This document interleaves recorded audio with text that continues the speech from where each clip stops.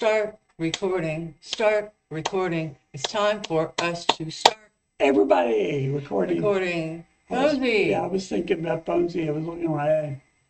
Buster, nobody wants to participate. Nobody wants to precipitate. I didn't want to precipitate until she made me, and something beaten down so much that I do it. Oh, you do? I usually precipitate when I go out and it's really hot outside. Which I did yesterday. I was sweating like a pig. It's been like two or 3 weeks in a row that it's been Over hundreds. A heat index like 108. Well, it's going down today, so we have a little reprieve from the heat. But thank God we are very grateful that we have air conditioning and a nice, comfortable place to be. So, and we can be with you. We are going to watch something today. It's Metallica Enter Sandman, but apparently it's a pretty special performance. It was Moscow 91. Very important. Really? Yeah, because Moscow opened up around Reagan and all that stuff, right? Yeah. I was thinking years earlier than that, in the mid-'80s. When they just opened up, I mean, you're looking at what we can do the timeline later, but I think Reagan was... He was out by then, by 89. Okay. Yeah. Yes. Or before that.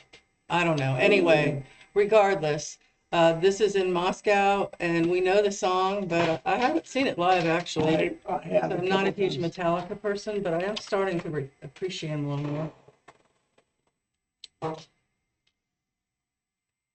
All right, good to see that. She said. All right, ready? Uh-huh.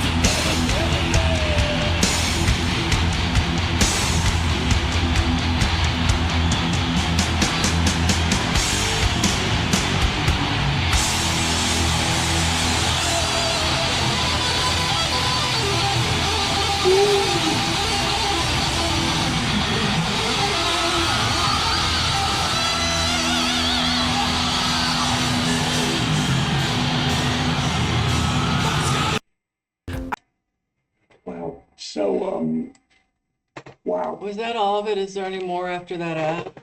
No.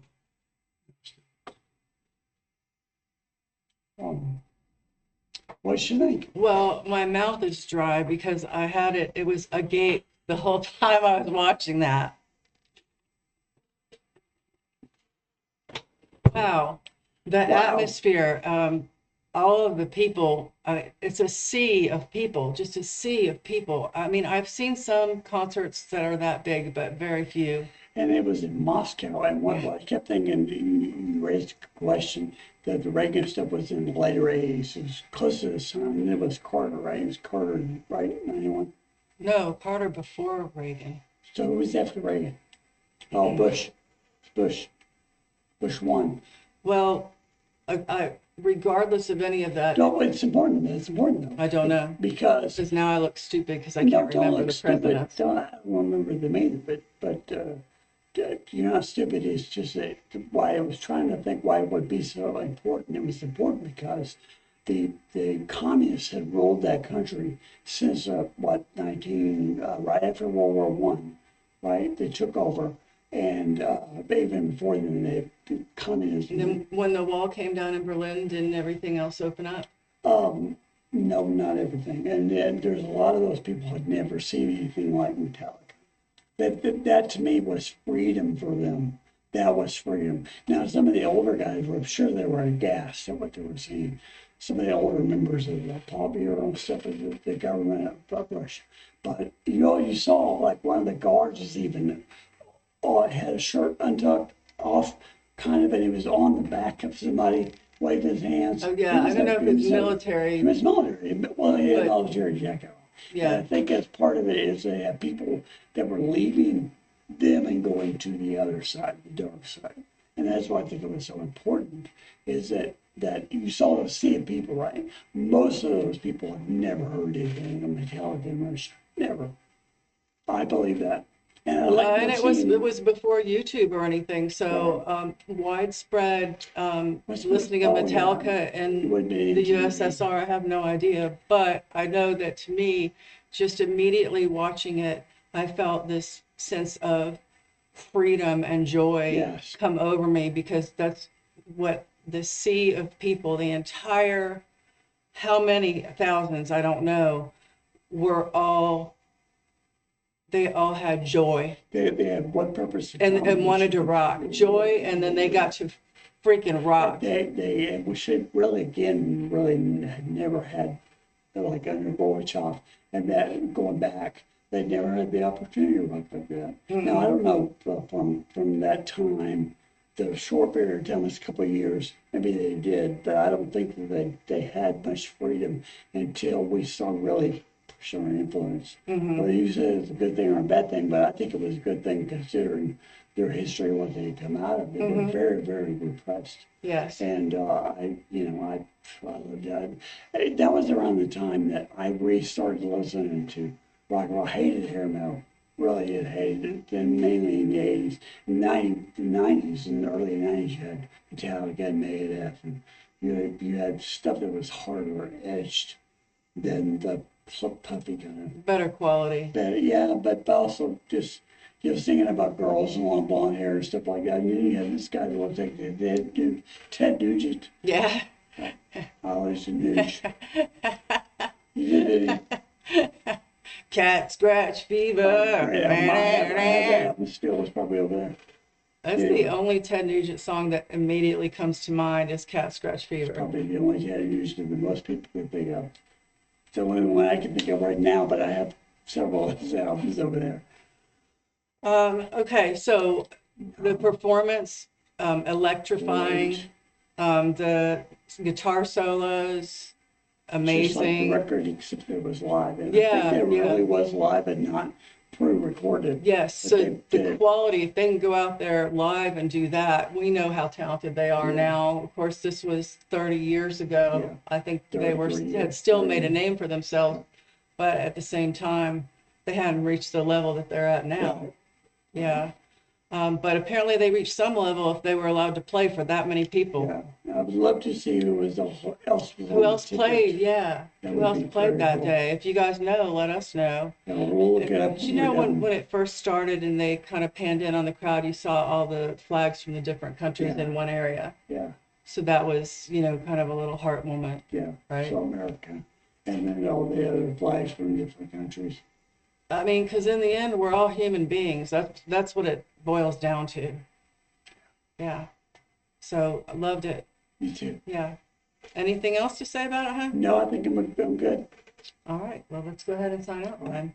Thank you for watching. Hope you have a great rest of your day. If you liked our video, please give us a thumbs up. Share it with your friends. Leave us some comments, hit the notification bell, and if you haven't subscribed yet, consider subscribing. We would love to have you come along. You don't have to subscribe, but we don't do anything for that.